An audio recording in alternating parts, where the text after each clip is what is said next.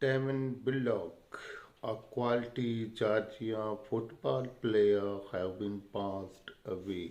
This is sad and heartbreaking that a quality player, when he was on celebration tour with team members and others, suddenly his car collapsed at 2:45 p.m.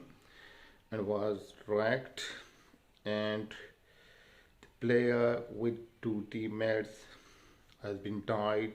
This is sad and heartbreaking, and two other members are reported injured. This is sad and heartbreaking.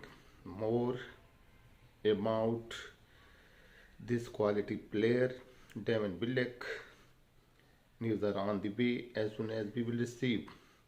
Stay tuned, subscribe our channel Fast News TV, like this video and share with friends. Thanks for watching. Bye.